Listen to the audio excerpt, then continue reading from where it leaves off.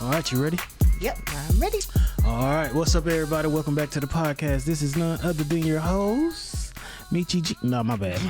No, Swapping places today? Swapping places, trading places, boundaries. Okay. Nah, but it's none other than your host, Husky Hefe, the fat fitness model, Jose Cortez, and I'm sitting here with the beautiful... It's your girl, Michi G, and we're back with another podcast episode. Yeah. So this one is this is a good episode that we got in store for you. Kind of already gave y'all a hint. So nevertheless, we gonna get into this episode quick, fast, and in a hurry. But before we get all into our episode and all into the nitty gritty of this thing, we need to ask and check in. Well, we need to check in for you all. First and foremost, how was your week? Rated from 1 to 10. Give me some positives. Give me some negatives. Boom, bap, whap, whap.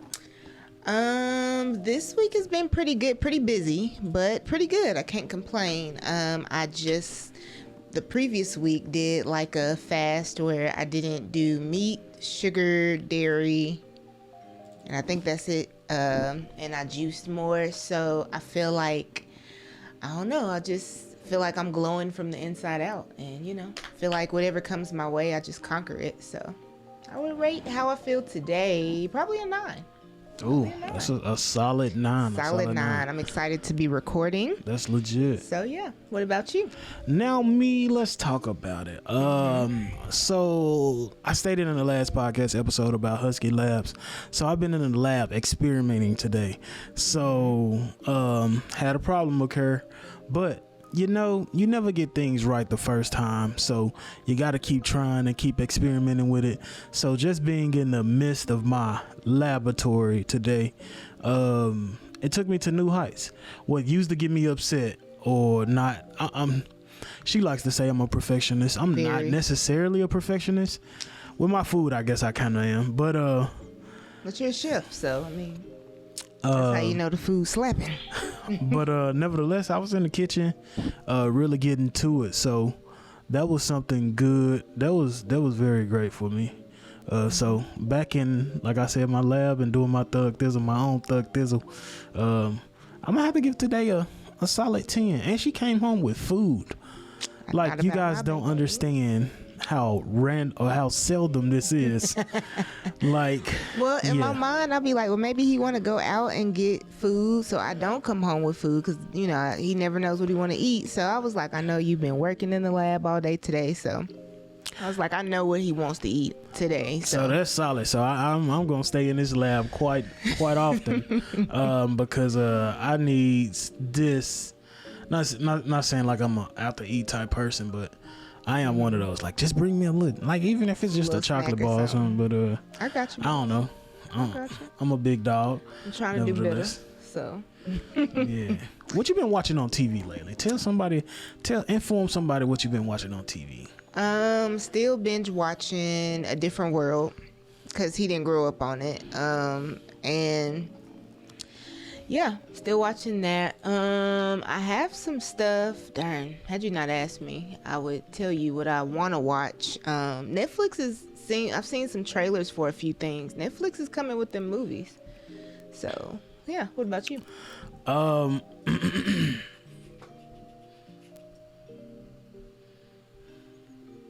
Okay. Lately I've started rewatching Boondocks. Well, let me not say rewatching. It came on when I was in high school. It came out when I was in high school, and I kind of seen a couple episodes, but strictly from probably like season 1. But I started Boondocks back, so I just finished. I'm 3 episodes in, and I'm kind of intrigued to see all the things I missed as a youth in this show, because it was a pretty good show. I'm ashamed to say that, like, I didn't really watch Boondocks. I saw like a couple episodes I came across here and there, and I watched pieces of it, but I never really watched Boondocks. So it's cool to rewatch, because I know my brother did. Like, I think that's the only way I would see it. So to actually like watch, I'm like, oh, okay, that's what the hype is about. Yeah, it's a good show. it's vulgar now. So to those that haven't seen it, it's vulgar. Shout out to Regina King for making that. Rest in peace to my boy John Witherspoon, man. That's probably one of my favorite comedians comics, man. Yeah. Just a nice soul. You might know him as Pops from the Wayans Brothers, or Pops from, what was it, Friday After Next, Friday, Yeah. Next Friday, all that. Rest in peace to my dog. Excuse me, I got the yawns. So anyway, moving along, let's go ahead and get some mindful breathing in before we get into today's topic. Y'all already know the deal. Let's go ahead and close our eyes, unless you're driving while you're listening to this. But let's go ahead and take 3 deep breaths. Ready? Breathe in and breathe out. Breathe in. Breathe out. I see I got you yawning. One last time. Breathe in. And breathe out. Go ahead and loosen those shoulders. Stretch if you have the room to. And do whatever you need to loosen up. And let's get into this topic. Let's jump on in it. So, let's get this thing on spark though. So this is a touchy topic. That's why you probably seen this podcast and you're seeing it entitled "Give Me 50 Feet." So this is a podcast about boundaries. And I'm gonna be 100% transparent and say that this podcast, I'm probably on the same level with y'all. Like, we're gonna grow and actually have the conversation about boundaries, because it's just something I discovered these last couple years. So and it's still something I honestly struggle with. So if you say you struggle with boundaries on a scale of 1 to 10, 10 being the worst at it, what would you rank your struggle with boundaries? I'll say 5, because it's like, well, and that's good compared to what it was. Like, now I won't say I'll say no. I'll more so make up an excuse as to why I can't do something. Or I'll make my point of like, well, I'm not comfortable doing something, but it's still not a straight out no. And I still feel that guilt of like, just not pleasing people, if that makes sense. So I think 5 is like a in the middle type of, like, I'm aware and I have the knowledge and I try to the best way I know how, but it's not, I need people to know, how I'm coming. I need to set real intentional boundaries. So, what about you? I could say as far as setting boundaries, like I'm a solid. I ain't gonna act like I'm bad at it. No, I'm not bad. I'm pretty good at it. So I still put mine at about a 2. So 2 being like the least bad with it, if that makes sense. So 10 is like being the worst at setting boundaries. 2 is like on the opposite end of the scale. It's still sometimes people slip in and I feel like, overextending or letting them sway me to do this action or that action. Not like nothing too bad. But is there a group of people that it's harder to set boundaries with, or that you struggle to set boundaries with, maybe? No, not necessarily a group. Well, let me say that if you my friends, family, that's probably only ones to strangers and stuff like that. Like, boundaries all the way up. Like, who are you? Insert the clip where the little, wait a minute, who are you? But nevertheless, I'm nipping that in the bud. So I would say family and friends is like sometimes, and like I said, it's nothing bad. It's just, it's more so, can you do this or something like that? And I'm like, I still have that inkling to assist when I know I probably shouldn't step in, but I still do it. Like, oh well, Josh, it's like that internal voice, like, nah, cause what if? And it's who would be your I guess people? Well, initially I would say I struggle with setting boundaries with everybody. Like at work, anytime people would be like, can you do this? Can you do that? And I would be like, yes, I can do it. Like, just jumping at opportunities to take on more work. And before you knew it, like, I was stressed out. I remember a different job I had, like when first out of college, I was so stressed because I didn't know how to say, like, I'm overloaded with work. Like, this is too much. So, I know for work for sure, but now I think I've gotten better with that because I'm just at a point, especially the more we're getting into doing our own like media and our own businesses and stuff. I'm getting better at saying no to that because I'm like, I can't give my all to my 9 to 5 and then like give this bare minimum. I can't do that. So now I'm better at setting boundaries at work. But my soft spot is definitely family, because I think that family knows you so well. And for me, I will admit that I've been a people pleaser, specifically with family, because, you know, I had my mom that would pretty much be the person that stepped up to do everything. So, you know, now that she's deceased, I find myself just naturally trying to be like, yep, I can do it. I can do it. I can do it. And it's like a lot of times, like, I can't. I don't want to do it. I don't want to step up. So, but a lot of people know me to step up to do stuff. So it's like I struggle with saying no and then feeling the guilt behind, like, saying why I can't do something. That makes sense. No, that makes all the sense. So what does setting boundaries mean to you? Like, how can you benefit from this? I think boundaries are, first of all, boundaries to me means creating a safety net for myself to protect my energy from outside people, because nobody knows you like yourself. So, you know, you have to protect yourself accordingly. Right. And I think people will benefit from boundaries because you're happier when you set boundaries for yourself, and only you know what those boundaries are. But I can tell you, for me, once I figure out what exactly to say to certain things, like, I only want to say yes to what I genuinely want to do. I don't want to voluntarily say yes, and then it's like something that I'm like, oh, I done signed up for this, or I didn't agree to this, and I'm just upset about it. Like, no, I only want to operate in yes, and, you know, feel fulfilled behind that yes. Yeah. So I guess what does it mean to you? It's vital for protecting your energy is what I'm getting from. Okay, Yeah. cool. Yeah. What about you? The meaning of boundary setting to me is staying in your lane. That's what it means to me. Stay in your lane. Now in this society, we have a lot of people outside of their lanes in other people's spaces, overstepping boundaries.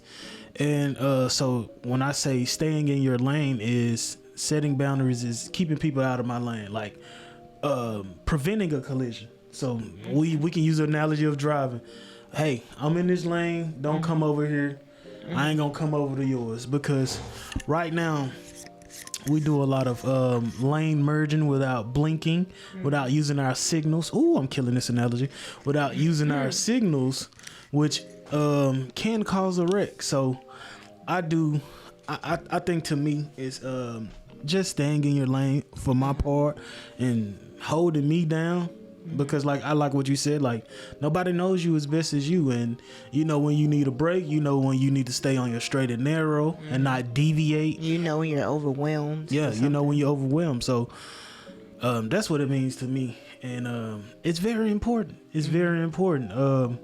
Like right now I'm getting ready for an event, and I gotta be in my lane, gotta be in my zone. Like it's not time to be looking at different ventures and things like that to get into. So I really am thankful for the people who understand, because they let me do me.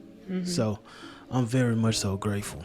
Would you say that you normally set boundaries in your everyday life for others, or? I can say it's grown on me more and more. I think in college I went through this phase where of course I was in a fraternity, and at the time I was in my chemistry degree tough, and I just couldn't party.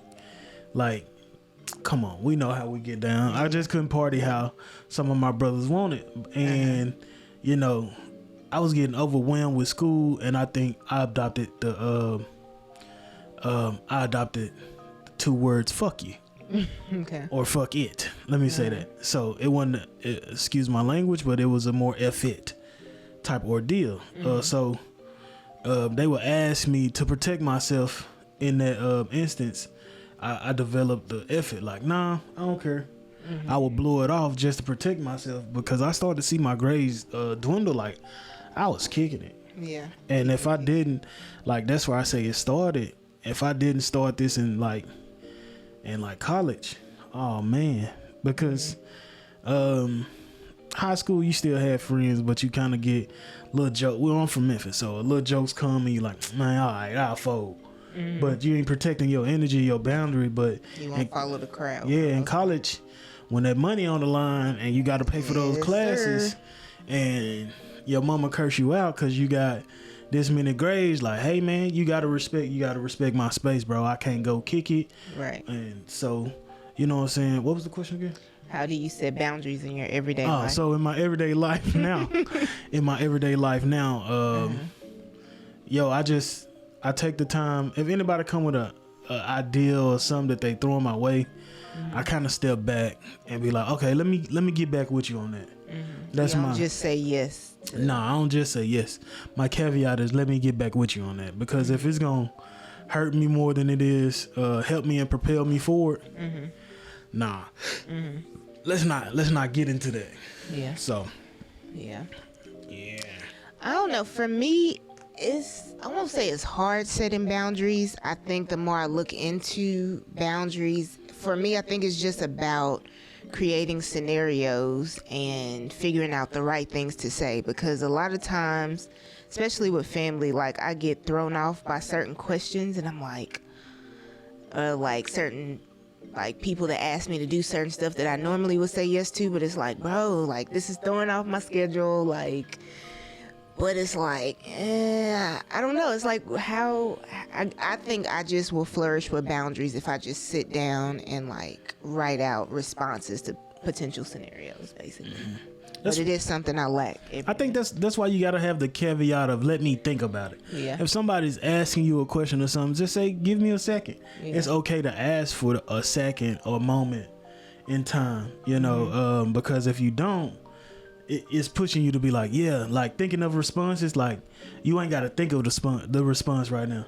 So we also got to take a ding on society right now, because we're in a world where instantaneous answering oh my gosh, yes. Why didn't you answer my call? Why didn't you text me back? You seen my text message, but think about it. Back in the day, bro, they had pay phones.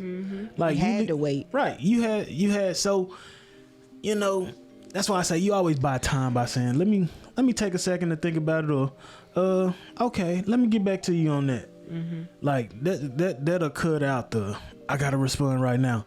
But you know, you're kinda, I hate to put you on blast, you're kinda in that loop of instantaneous response. And I don't know, it just feels like pressure sometimes when people ask me questions, and maybe it's internal pressure I put on myself, because I'm like, I know I'm used to, even with my mom being gone like 4 years, I'm just used to seeing her be this superhero that just always was there for people and just would do stuff for people when she could. Even when she couldn't, she would still do it. And so it's like internally I battle with that of like, okay, I should be following in her footsteps to be that person. But then it's like, no, you shouldn't.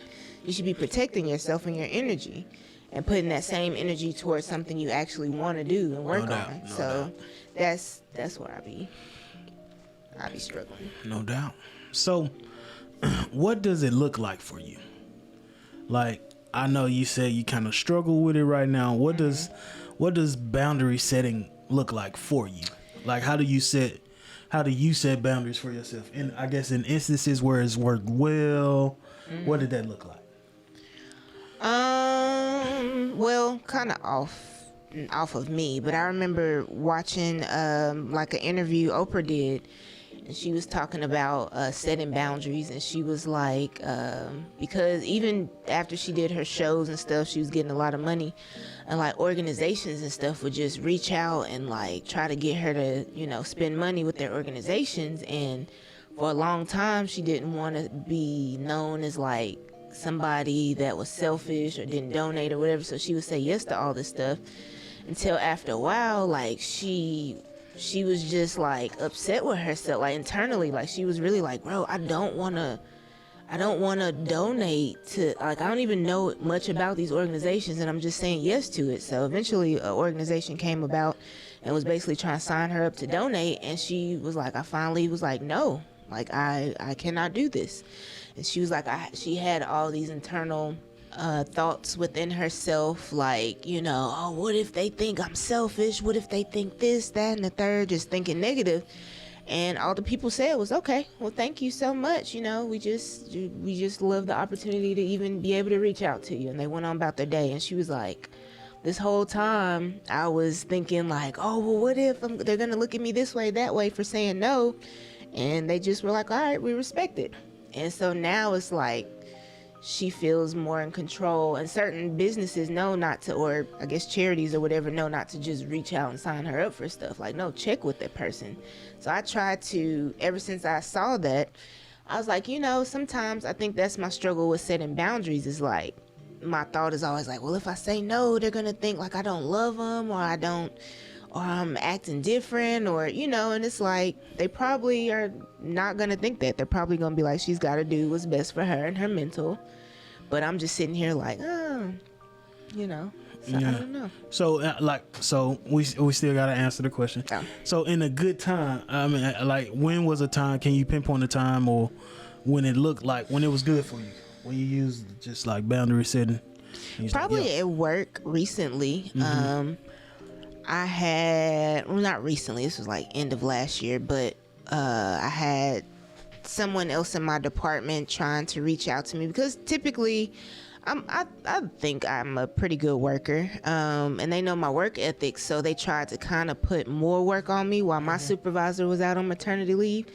But my director was like, whoa, like, you know, let's actually ask her instead of just saying, hey, you know, because she already has a lot on her plate. And so she asked her, and sometimes my director asked me to do stuff, I'll say yeah, but I was just like, you know, I really have a lot going on. I have a lot on my plate. So I'm going to decline this. And she respected it. And it felt good, honestly, because it's like, okay, yes, I say yes to some stuff if it's feasible, because I'm not going back to that, how it was like my first job. I came home stressing.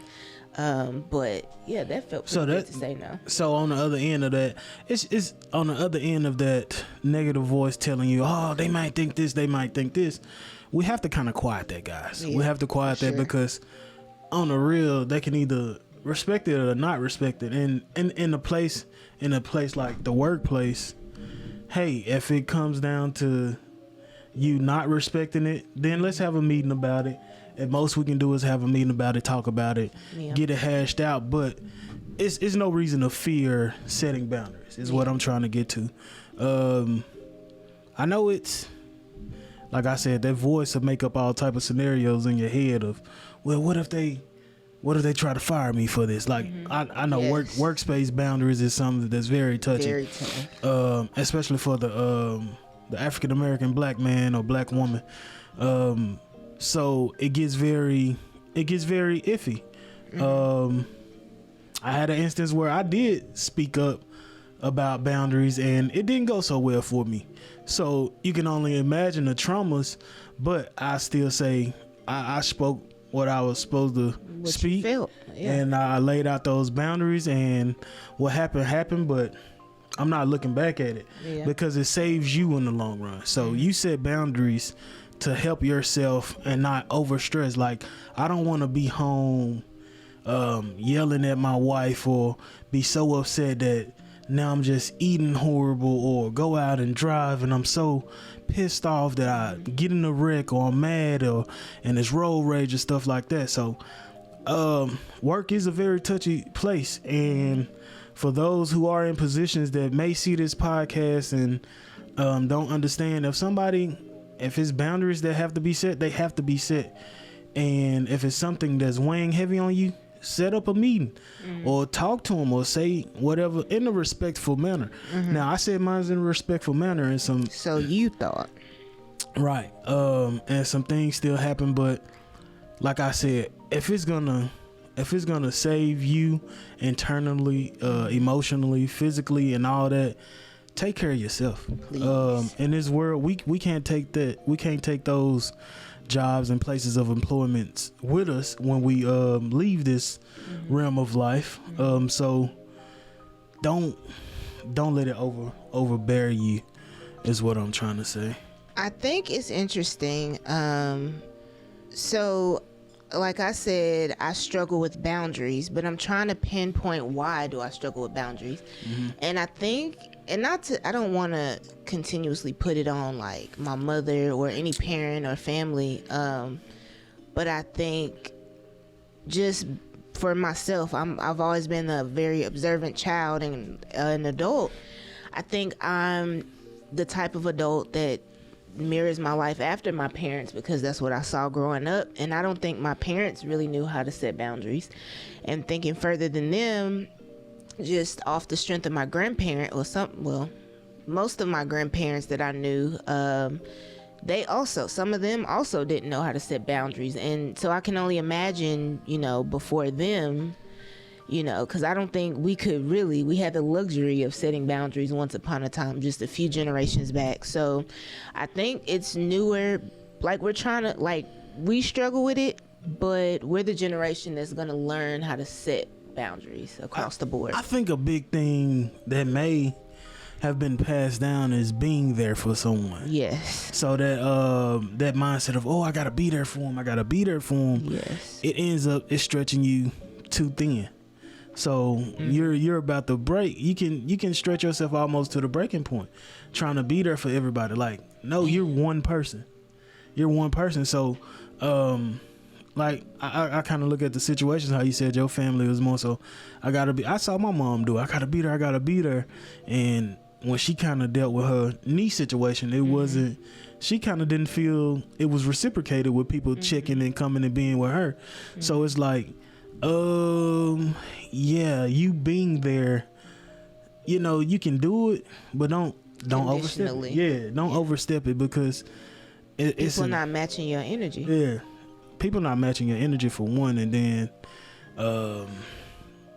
you can have somebody who feel like, okay, well, she was there for me in my business, and so I got to do that. And sometimes you probably is the person that's like, I'd rather be alone. Yeah.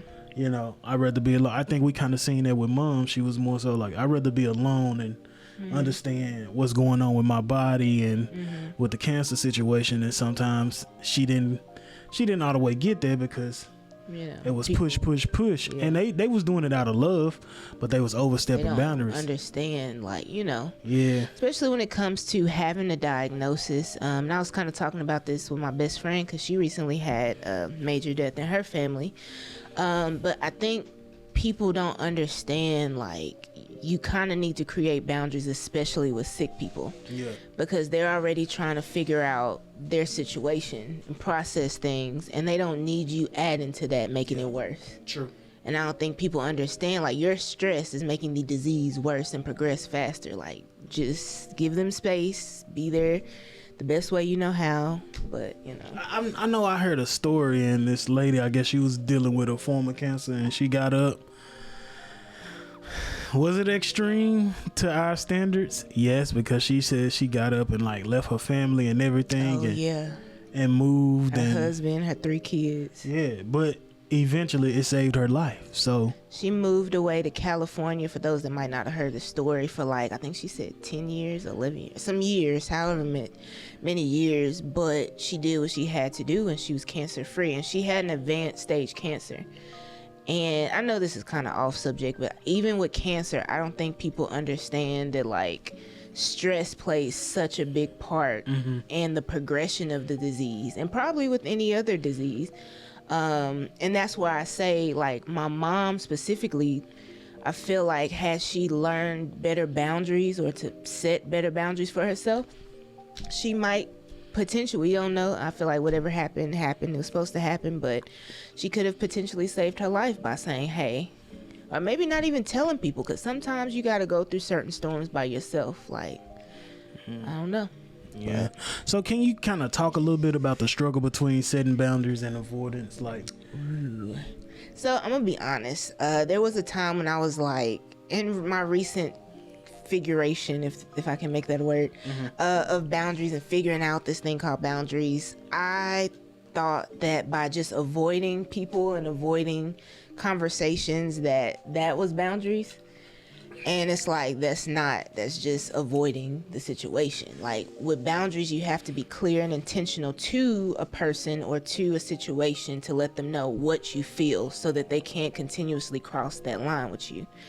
If you just avoid, and not, because I ghost people sometimes, even family. If it's the situation is like, I don't really feel like, I don't want to come off as being rude or mean, which I'm not a rude person, but in my mind, I'm like, if I say no, they're going to be like, oh, she's rude. What? Uh-oh, big spaghetti, yo. Guess what time it is? What time is it? Man, it's time for the weekly spotlight on I Lost My Podcast. Tell them what this weekly spotlight is. Yes, so each week we spotlight a special business. We pretty much plug you into a business that you need to know about. So that's what we're going to do this hour. So you're basically the charger and you're getting plugged into the computer. Very much so. But nevertheless, guess what business is getting spotlighted? Which one is it? Man, it's First Take Financial Services out of Clarksville, Tennessee. Woo-woo. Let me tell you about First Take Financial Services. First off, it's that time of year again. You know what time of year it is? Tax time. Season. So get your taxes right. Go and visit First Take Financial Services, where they're going to do a great job at giving you the best deductions, the right deductions. Now, don't play with it. Yes. Don't play with your taxes. Don't play with your taxes. Don't play with the IRS. Look, I know you want those Beyonce tickets, but you better go and get these taxes right. They might help you get those tickets. Am I not? Okay, very much. Very much so. But here's the thing. First Take Financial Services focuses on building you up for the future. So if you need more than your taxes, credit restoration and things of that nature, help with getting business funding and stuff like that, go talk to First Take Financial Services. Now, let me tell you where that's located at. If you in Clarksville area, if you ain't in Clarksville area, you can give him a phone call. So and he'll still make it happen. Who is that? It's Jatavius Jackson.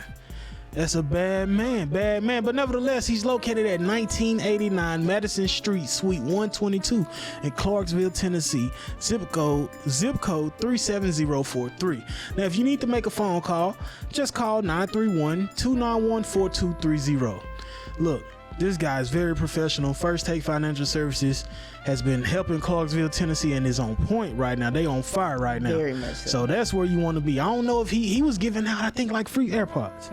Like, I don't know too much. For the people. Okay? Look, H&R Block ain't doing you like that. At all. Jackson Hewitt ain't doing you like that. No. TurboTax ain't doing you like that. Not in the area. Now, I don't know if he got no more, but he just had some up today about a raffle. Look, go to First Take Financial Services. Get yourself right. Get a trusted person to do with the trusted person. He gonna do it right. It ain't time to be skimping out the system, because the IRS, when they come, they coming for everybody. They knocking. They coming for everybody, and he ain't gonna let that happen. Not over having there. it. So nevertheless, man, shout out to Jatavius Jackson, the owner and CEO of First Take Financial Services. He also has a free seminar that is up online. I'm gonna tag it for you all. But look, he get the weekly spotlight.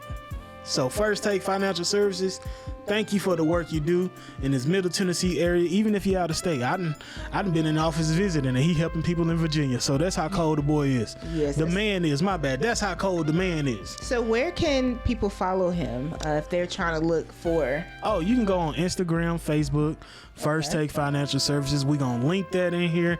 Hey, we locked in. That's just how it is. And you've been plugged. Don't say we didn't help y'all out, especially with taxes. You the charger, and we just plugged you into the computer. Hello. Okay, and specifically taxes and getting your credit right. He loves that. So please, if you don't have good credit, see my boy over at First Take Financial, please. Yeah, if them Beyonce tickets out of your range, get that credit right, so you can go and, you know what I'm saying, have a great night still. Anyway, but that's all. First Take. Hey, we love you. Peace, love, chicken grease. Weekly Spotlight. We out. Deuces. So it's easier for me to just avoid the whole situation or the people as a whole. But it's like, no, growing as a woman, as a grown woman, like, I'm learning to use my words. So I don't think it's necessarily a fine line between it, but I think it's important to know the difference. And I say avoidance because I was a person using avoidance and saying like, oh yeah, I'm setting boundaries. Yeah, so I really feel like that avoidance thing is not you in general, but a person being like, I don't want to deal with it. Yeah. I don't want to deal with it. Then that becomes into unanswered phone calls, unanswered text messages or check-ins. Like, when it gets to that point, give somebody a heads up, because now you're kind of forcing their hand, I would say, to be over worried and want to be in your business even more. Yeah. When, like I said, in most situations, you can just end it by saying, give me a moment. I just need a moment to process it. That's a big thing. And it's hard for I think, people to say this, but that's probably the most efficient saying right there. Give me a moment to process this. Yeah. Because I feel like it's nipping it in the bud, whether work, whether personal or whatever. I feel like you asking somebody, give me a moment to process. What am I trying to say? You're gifted at, like, that's a necessity. Like, that's a necessity for someone to process. Like, but like we stated, in this climate now, it's so instantaneous. We want it now. We want to know now. And it's like, bro, we got to get back to understanding. You have to process information. Everything is so quick. Microwave, in the oven, get it back. Nah, you got to process it. So, man, don't avoid things. Avoiding, really, I feel like it does nothing but build. And I've been guilty of avoiding situations. Mostly it's internal with myself. Like, I know I'm supposed to do this, but I'm avoiding it. Like, so let's say we say boundaries, we can say it's an obstacle, right? So I know I have to do this situation. But instead of me nipping it in the bud, I'd rather avoid it, procrastinate, which in turns means I'm not overstepping that boundary. That's a blockage. And it's like, sometimes you got to go ahead and overstep with yourself. You got to overstep that boundary, because it's only going to push you to greater heights. So. And low key, and on the topic, I know the topic is not avoidance, but I don't know, part of me kind of wants to unpack that, because I feel like avoidance for me, like in my grieving process, I'm more avoidant sometimes than not. Like if I miss my mom, I'll take my moment to cry or have my memories or my thoughts, but I don't let myself do too much, you know what I'm saying? And I don't know, I just, like, certain times I'll see her picture and stuff, like, I don't say I don't like to look at her picture, but I'm not just gonna sit here and stare at it, you know what I'm saying? It just, I don't know, it's something about that. But even in the grieving process, for me, it's just easier to be avoidant, and it's like, why is that? I don't know. And maybe that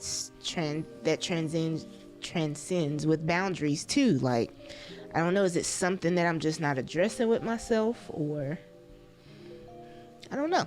Maybe I think with both of those, I personally need to, like, sit down and actually do it. So, like, boundaries, I need to actually sit down and maybe create phrases of, like, what I would say in certain scenarios.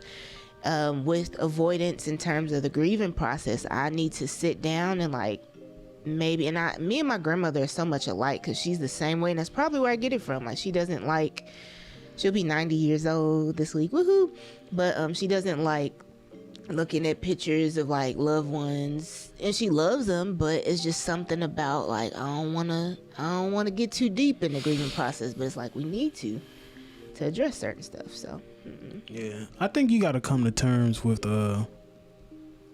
death.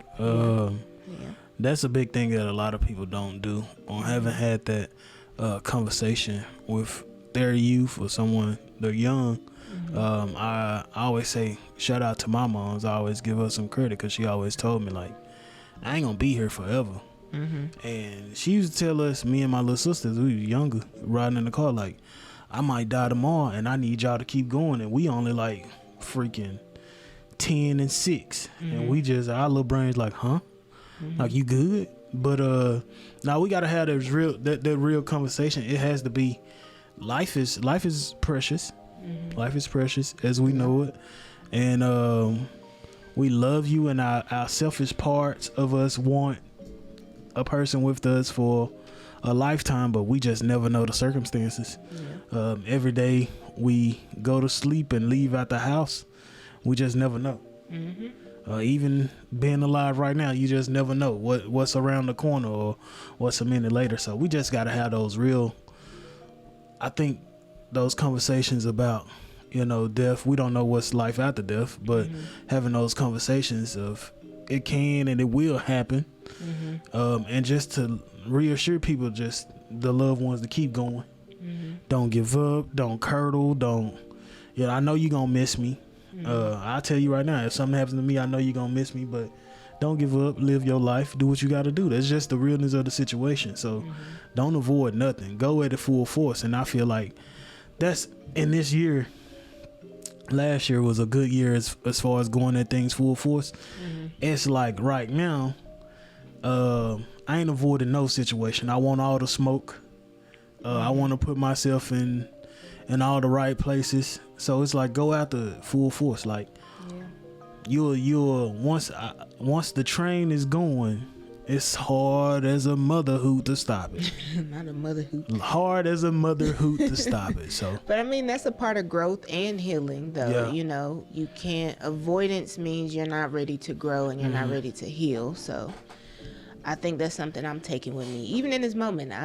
Maybe that's a word I just received, but yeah, go through it and stop being avoidant. So does your anxiety come from a lack of setting boundaries? Would you say anxiety comes from a lack of setting boundaries? I think it's a part of it, but I don't think that's the main. I feel like anxiety is something that's so complex. There's multiple things that play a part. Like for anxiety, some of that is diet, which a lot of people don't know and don't talk about. But a lot of that anxiety is diet. Sometimes it's your body and your mind knowing you're supposed to do something and you're not. And in that instance, setting boundaries could be something. So I think that's a part of it. So definitely, by definition, it says, and I just typed this in Google, anxiety is what we feel when we are worried, tense, or afraid. I feel like a good analogy is thinking too far ahead into the future. And so without setting boundaries, sometimes being afraid to set those boundaries, maybe that it may start that thought process of what they might say, or now you worrying too much about what could happen and not realizing in a moment you need to set this boundary and give yourself time. That's why I say, hey, can I have a moment to process this? Or I'm gonna need a moment. Not can I have you? No. You're granted as a human being time to process. So I need a moment to process that. I'm gonna get back with you. And point blank period. Even in work. I remember, I'm gonna tell y'all this story. I remember working at this place, and it was time for me to talk about salary. And they brought me, well, first off, I called the meeting. That's how much, that's who I am. Big boss energy. I called the meeting and I let them know, hey, the things I'm seeing within your company, not to be a butthole or anything, but the things I'm seeing within your company, what you think about this? What you think about that? So, after this meeting, they was ready. Now they was like, oh, we want to make you an offer. And I was like, oh, okay. And I was like, well, I really don't want your offer right now because I'm already leaning to doing something else anyway. So they tried to push, and in this instance I was like, you had to hold your ground and set your boundaries, because these boys were serious. They at this point, after this meeting, they wanted me so bad that I was like, okay, well, I gotta go and do my shift. They pulled up on me at the store. Hey, can we talk to you? Go to the back, we talking. Hey, well, what you think? I mean, So they was pushing, and they were relentless. That was the thing. They were relentless. So I was like, okay. I was listening to them talk, and they gave me another number. They even, okay, here go another number. Up their price. Here go another number. I'm like, But this is where setting boundaries won in that situation. I was like, nah, I'm still gonna think on it. And Bless you. excuse me. And they had the nerve to be like, they had the nerve to kind of be like, oh man, you're a tough cookie, huh? And I'm like, So, And I am. and I told him straight up, I was like, I play chess. I'm a man of chess. I was like, huh? So dude kind of stopped, and I was like, yeah, I think about my moves before I make them. So, and I walked, and he was like, let me. He reached out his hand. He was like, don't make a bad decision or something like that. And I shook his hand, and I said, nah, the bad decision will be on your part. Okay. And I walked away, and needless to say, we didn't close that deal. But because I set those boundaries, they knew I couldn't be. Yeah, you I can't. couldn't be played with. I couldn't be persuaded on something like on just money anyway. But you have to be in those. You have to realize that you are granted. You know what I'm saying? The necessity to process things. Like, don't let nobody push you. Yeah. As fast as you want to go. It's kind of like, I think Will Smith said it best. He was like, everything, all the best things or something is on the other side of fear. And I think No doubt. the same goes for boundaries. Everything you want, that happy life, everything is on the other side of setting boundaries. It's like that thing that I'm learning now on this year of growth, that everything I'm afraid to do, I know that's gonna be the most fulfilled I feel in life is when I cross that threshold of like, just do it. I don't care if you're scared to do it, just do it. Set boundaries. Say no to people if they get mad. So like, just know that, handle them accordingly. Like, you know what I'm saying? Nike got the best tagline, catchphrase, just do it. Facts. Just do it. So if it's a boundary that in your personal life that you feel like it may be holding you back, just do it. And even in your situation, like when you said the boundaries, you said like wherever didn't quite work out for you. If it doesn't work out for you, I think a lot of us fear the possibility that it may not work out, but also not ready to hear that may be a part of God's plan. Yeah. Because in your situation, that definitely needed to happen because you weren't even for that position. You should have been over that position without saying so many words. So it's like, sometimes God puts it in your heart to speak up about certain things for things to not work out in your favor in that situation. And I think even after that situation, the biggest thing that I was, I called you right after, told you the situation. I called moms right after, and I received words from you just like, I applaud you for standing up, and hearing it from my mom just be like, I raised you, and you spoke up and blah blah blah, and it was just. It's fulfilling. It was already fulfilling. Like, I didn't throw a hissy fit. I got up and I kindly left. And hey, it is what it is. Did it bother me? Yes. Did I kind of think about it? Yeah. But like you said, like it had to happen. Like I'm in a position right now.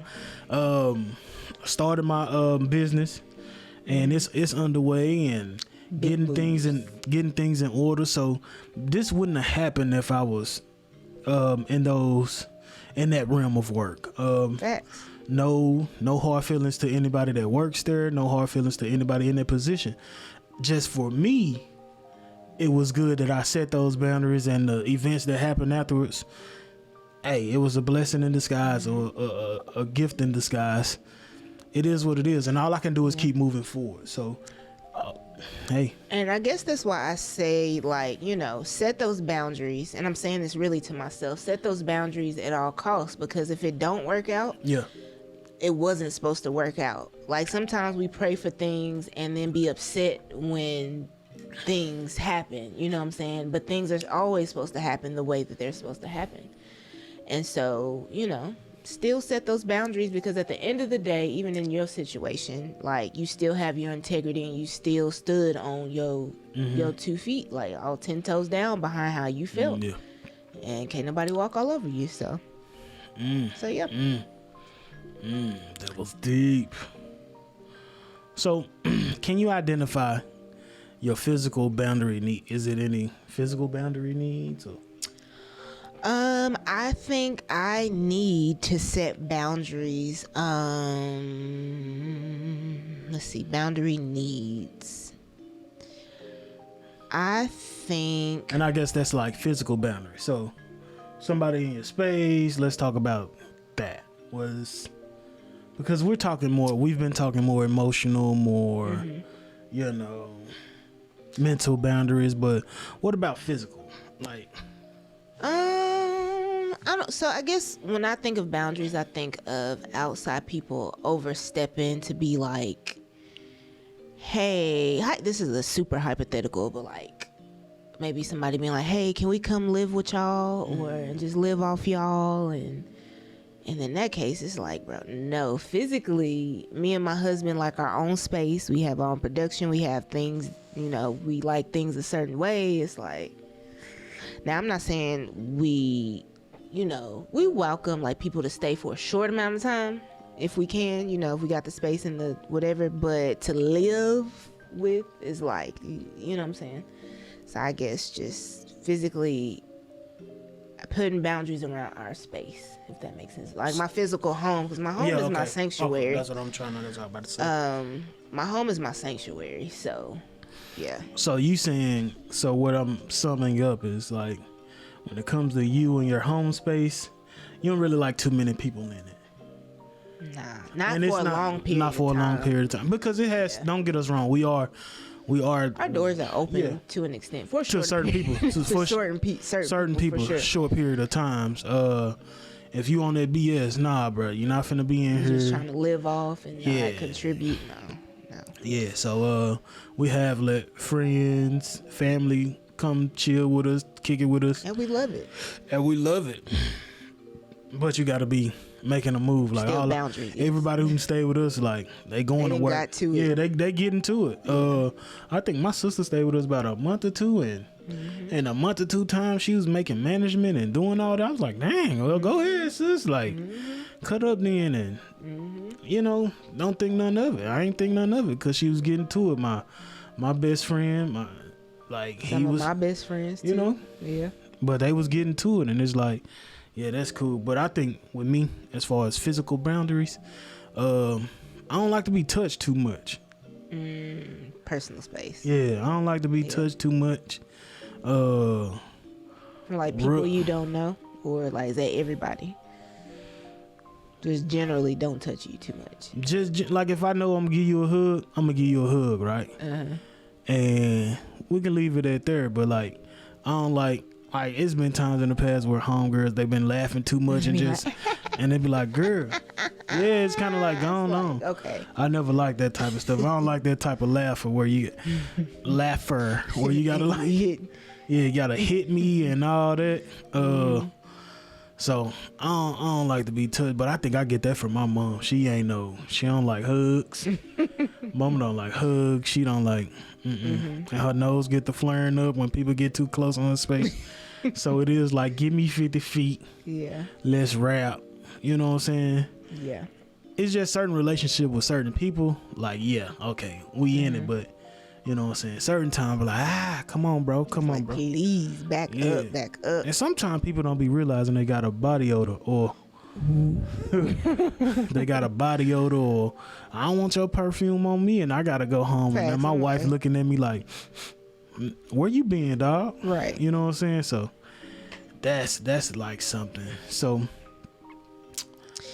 with that being said, I want to personally practice boundaries if we can, with some scenarios. I need this practice. This really is for me, but if this helps y'all, like, I hope it does help y'all. But so basically we have 3 different scenarios, and so we must practice how we would set boundaries in these instances. Okay.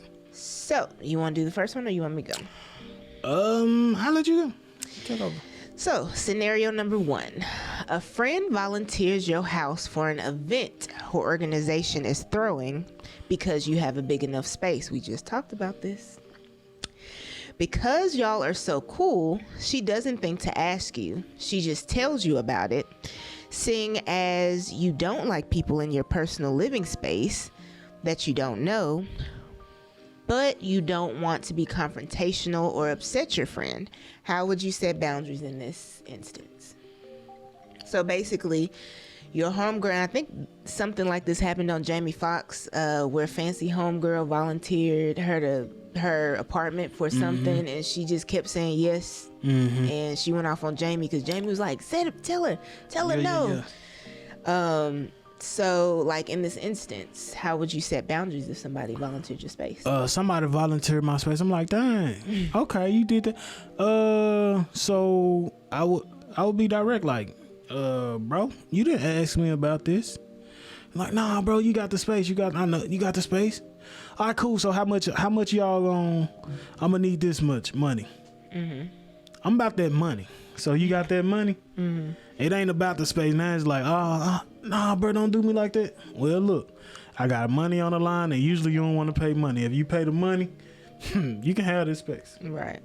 But nah, seriously, I just nip it in the bud. Be like, hey, bro, you didn't ask me. And it's like, that's why I kind of would get money involved, because I'm like, if you really want it and need it right now, you gonna pay that money. If you don't want to pay the money, then you probably not gonna have this space. So you gotta pick your poison. Right. Now I'm putting you in a predicament, because you put me in an uneasy space. I'm gonna put you in a more. Match that energy. I'm gonna match that energy. Where my money at? Right. And I'm charging you. Yeah, I'm charging you. I'm not nothing too excruciating, but how long? Oh, 2 hours. Okay, I need 300 an hour. Oh, I got that. Cool. Come on. Cool. Facts. For that fee, you can have all the space you need in the I'm house. gonna go ahead. You know what? So I'm gonna go ahead and set us up a rental space fee in our apart in our places now, to just house. let people know what it is. Like, hey, you got that money? You got that money? Come on through. Facts. Yeah. I think I do like that approach, but I think really, I'm trying to think realistically. I definitely would pull my friend to the side and let her know, hey, like, I really would appreciate it if you had a conversation with me first, and not to be like confrontational, but I really don't like people in my space, and I really just would appreciate it if you asked first before volunteering, because it's my place. So I guess and that's beautiful. But are you right now? Are you nipping it in the bud? Are you saying no to it, or are you saying I'm letting you do it? Because if you let them do it, yeah. But no. Well, so this is my thing. I think it's important to set the precedent for how I feel. Like, I don't appreciate you just volunteering my space. Now, after that, eventually saying like, no, I really don't want people in my space, or maybe we can get the money situation involved. But if I'm really like, I don't want people in my space and I don't appreciate you volunteering my space, then I'll communicate that. I guess where I'm getting I'm kind of saying, you have to nip it in the bud. So it's kind of like your response isn't necessarily nipping it. It's more passive. It's passive. So you got people, you have people that are taken, and they be like, I won't do it no more, but they're still getting what they want out of you in your space, which is ultimately making you uncomfortable. So it's like, you have to nip it in the bud. But see, I guess here's my struggle with boundaries, because in my mind, boundaries is like me telling you how this makes me feel. And I'm working through it, y'all stay with me. So with setting boundaries, it's like letting them know how you feel, and then really saying, like, creating an actual boundary. So like, moving forward, no, my space is off limits. Like don't just volunteer. Like, is that what you're saying? Yeah, no, I don't want to say moving forward. I'm telling you right now. You got to set it right now. They're already in the wrong. So I'm like, okay, you already in the wrong. Now I'm finna make you more in the wrong. Now I'm finna make you feel like a butthole.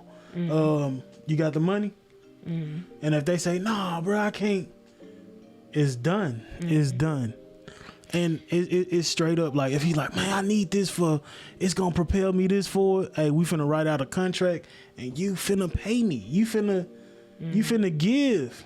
Cause they're taking. They people like to take. In this situation, that person is a taker. Yeah. So they'll take more. Oh, and they'll fall out with you. Nah, we ain't friends no more. But they got what the hell they wanted out of you. Yeah. So it's like right there. Nah, you didn't ask me about that. Is it any way you can find somewhere else? Because my house has something. I'm just saying, like, no, that's not gonna work. It's not gonna work for me. It's okay. Yeah, it's okay. Don't be passive, because I guess for me, it's the words, because and getting out of the thought, getting out of my head that, like, don't be confrontational. Because I'm gonna be honest, I have a subconscious fear of, like, because I know I have a side to me that can go off that ain't nobody too many people, like a handful of people have seen, and I think I fear turning into that person and getting confrontational, so I go the opposite way and get kind of passive, and like, because it's like I'm an extremist. I'm either super nice or I'm super, like, I'm gonna go there with you, and I be trying to, like, I don't be trying to go there with people for real, and so that's why it may come off as passive, but I understand. I do understand, though. Yeah, absolutely say no, but got to. So next one, moving along. A family member volunteers your services for a family event. You haven't been feeling your best and actually just want to attend a family event to be around your family and not have to be part of the planning, coordinating, cooking, or anything like that. How would you set boundaries here? Ooh, that one is real close to home, child. So family member volunteers your service for a family event. You haven't been feeling your best and actually just want to attend the event to be around family and not have to be a part of planning or coordinating or cooking anything. How would you set boundaries here? I want to say having the conversation. For me, my go-to is like, I just want you to know how I feel. So actually speaking up, because in the past I didn't speak up. I just was like, oh, okay. But actually speaking up and saying, hey, family member, like, I'm gonna be honest, I don't want to do this. I don't want to, and maybe that includes me being like, hey, let me have a conversation with my other family member and see if they can take over or something. But I can't. I don't have the mental capacity. That's also a new phrase. Not even a phrase. Like, sometimes I really don't have the mental capacity to do it, so I'll say that. And like, I don't have the mental capacity to do it. And that's a darn good phrase to use. I'm sorry. I will handle it this way. I don't have the mental capacity to kind of do this right now. This task done. I'm just not feeling. I just want to be around people. You know, you can understand, right? And they gonna understand. That's so true to life, y'all. Well, in our case, we're such hermits a little bit. I don't think people understand the magnitude of things we do behind the scenes. It really be a lot of, like, I don't be having the mental capacity a lot of times. So that's like a valid something I would actually say. Yeah. What about you? I mean, sure. I just said the same thing. But my biggest thing was, do you think you can get somebody else to do it? Because I don't know if I'm going to be, because usually I'm probably on the fence of even coming to that event. I ain't gonna lie. If it's something going on with me, I'm probably on the fence of not coming anyway. So I'm like, hey, you might want to get somebody else to do it, because I'm just not feeling it. Yeah. I may or may not come, and I'll just let them know. Like, I just want to attend, if anything. It's like, in my instance, I kind of added on more work for me, because I was like, I'm going to just find another family member. And it's like, no, you might want to find another family member that can you might want to do it. Don't put it on you. You might want to do this, because who told you to sign me up for it? Yeah. Sometimes people see your niceness, and like I said, they'll take it for a weakness. She got it. Yeah, she got it. So let's see. Last scenario coming up. I got you. So, you start a business and it grows in profit very rapidly and steadily.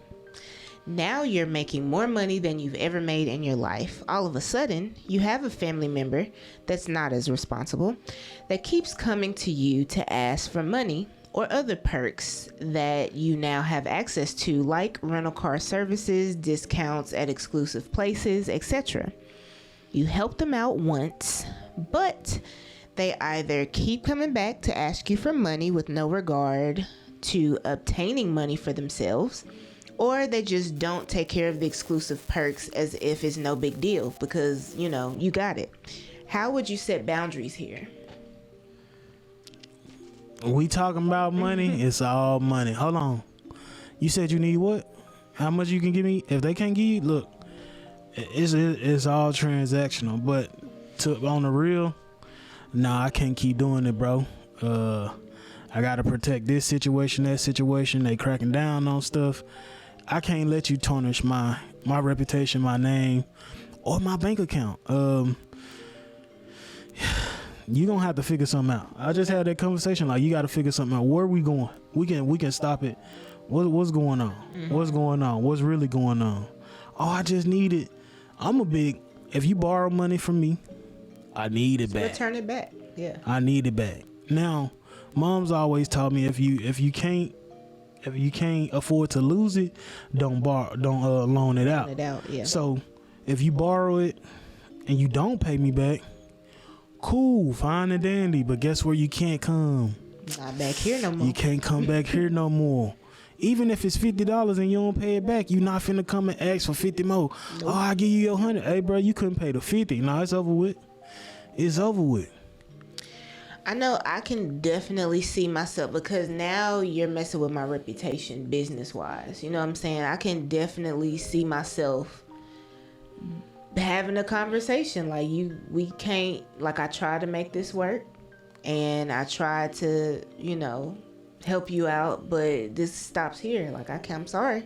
This is what you did, X, Y, and Z, whatever the issue was. And, just let them know, like, I'm sorry, I love you, I will always love you, but I cannot do that no more. This has to end here. And there's no hard feelings, but I'm just letting you know. See, it's like with that, you kind of more defined. That's probably like that scenario is like, because that's my business and my money. See, so for me, I struggle with family is my soft spot. Family and friends is my soft spot, because those are people that are closest to me and that I love dearly, and it's just a soft spot. They know me as Sweet Meech, you know what I'm saying? Yeah. But business Meech, boss Meech is a whole nother person. Like, we not playing that, because we got whole goals and dreams, and no. It's some, and it's all love always, but nah, for sure.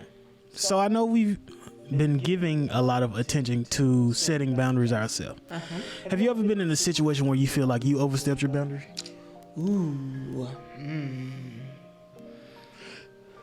I'm sure with my mom.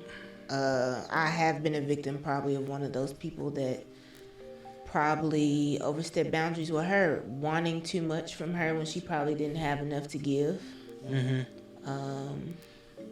Like one time, I'm not gonna lie, I think I might have talked about this in my book or one of my videos in the past, but I remember when my grandmother passed, and I was in summer camp. I never forget it. She was picking me up from summer camp, and she eventually told me, you know, Mama Robbie, that was my grandmother's name, Mama Robbie passed. And I was like real sad, because I love my grandmother. But I think for camp, we had to go and get a swimsuit or something from Target. I just remember going to Target and having to shop for something for camp. And like, I just kind of gave no disregard for her grieving process. And granted, I was like I was probably like maybe 10, 11, 12 maybe. But I just remember being a little brat. Like, she wouldn't let me get certain things. And I was just like, but why? And da-da-da-da. And it's like, I wasn't even, like, I was overstepping her emotional boundaries. You know what I'm saying? So that, outside of my mom, I don't know. I don't really ask too much from other people, and maybe maybe I should start. But I don't know. I don't think I step boundaries. The only way I can say is maybe once or... In our marriage, maybe. Do I? Would you say? No. Well, yeah, but that ain't nothing. That ain't nothing. But whatever, bro. So no, my situation would probably be more so in the aspects of talking to friends, maybe you even sometime of like, okay, if I kind of see a vision like you doing something right, like your makeup, I'm like, well, you can do your makeup this way, or like I kind of was talking to my boy the other day, and I kind of it was kind of an overstep because he was looking to get this dog or whatever, and I had been telling him like, man, get up, go and get the dog, it's gonna help you, blah blah blah, because he's trying to get into the whole dog breeding space, and but you know, then he told me like, I didn't go through, and I was kind of like, I kind of got a little angry. I was like, bro, you tripping, blah blah blah. Then I was like, hold on, now I think about it, like I'm overstepping I need to stay in my lane, like, and then my boy was positive anyway. He was like, man, maybe it was for the better, like I want to get this. So I was like, hey, bro. I kind of overstepped my boundary, and it's like really back in, and I was like, I kind of did in that moment. I was like, yeah, you right, but you know what I'm saying? But I did still tell him like, you got to go after it. So instances I have been more so on the, hey bro, you can do this, do it this way, do it that way. You know what I'm saying? When it's like, stay in your lane, Josh, stay in your lane, because your lane is your lane, their lane is their lane. They got to go through life and figure it out. So I did think of, when you said that, I thought of a time I did overstep boundaries with our homie that does music, and you might have been recording for one of his projects, but we were like having a conversation about, you know, his music career or whatever. And because I love music, I'm not like a rapper or nothing or singer, but I study like artists. I get inspiration from studying some of my favorite artists and their journey and what made them pop and, you know, what they've been through. So with the homie on his music journey, I was just like, well, you should try like South by Southwest, and you should do this and that, because you got to go outside of Nashville to like make it. And I remember him kind of giving a look, but I was like, no, this, like, I peeped so many artists go outside of Nashville and they get on. And though that is true, I think that, like, looking back on it, I was like, you know, you probably overstepped the boundary, because that's his individual music journey. You know, who's to say that he won't pop here? right. So, you know, that was me projecting what I've observed from other people's careers onto him, and it's like, nah, he got his own individual career. I kind of can second that emotional aspect of with moms. I know you lost your mom at what was you, 27? 28. Well, 27 technically. Then my mom lost her mom in her 50s, and you know, my mom was still like kind of upset, and I was like, you know, I overstepped, because I'm like, Mom, you know, trying to tell a grandma in a better place, and you know, don't mourn as hard, but it don't matter the age. Yeah, I talked to her about it today. It don't matter the age, like you still gonna hurt. And I was like, well, Mama, you kind of being, and I had this notion like, come on, Mom, like you got this, but I always think my mom is so strong, like, you know what I'm saying, like, Mom, you got this, like, come on, get yourself up, but not knowing like, hey bro, you overstepping, like, let her go through her grieving, because that's still the lady that gave her life, that she came from, like, you know what I'm saying. My mom always said like a child death and a parent death is probably like it's like, she was saying like that's some of the hardest things that you'll go through. And you know what I'm saying, I'm telling her, I'm looking at her, and I'm saying, come on, Mama, you know, you superwoman, come on, don't worry about that, you good, shake it off, you had it for this long. And it's like, come on, bro, shut the hell up. Like, she gotta feel what she gotta feel and go through and process. And like right now, we talked about it today on the phone actually, and I can say my mama is and she said she'll tell me straight up, like, I cry when I cry, but man, ain't gonna keep her down. Ain't gonna keep her down, bro. She's still going, and you know, even after the knee surgeries, and I know how tough that was. Like, she's still going. So, you know, it was a time I know I overstepped that emotionally too. If somebody going through something, it's good to give them a little space. Yeah.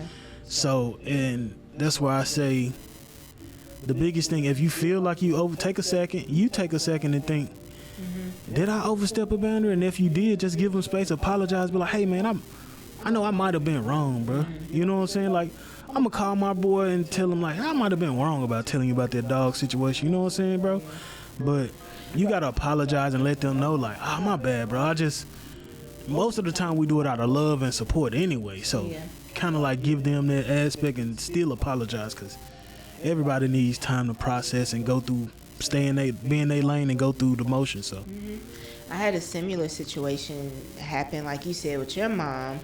And I wrote about it in my book, I Lost My Mom Now, What Memoir of a Motherless Daughter, which I forgot to pub earlier. But for like Mother's Day one year, I like did the most for her, and I just was like, oh, you know, and I kind of got upset one Mother's Day because she wasn't really, I don't know, she wasn't really happy. Like, I know my mom, like, she know me. Like, I was like, she was thankful and grateful, but she didn't light up like I was used to. And I was just like, internally, like, what the heck was going on? But she was just like kind of emotional, like, I miss my mom.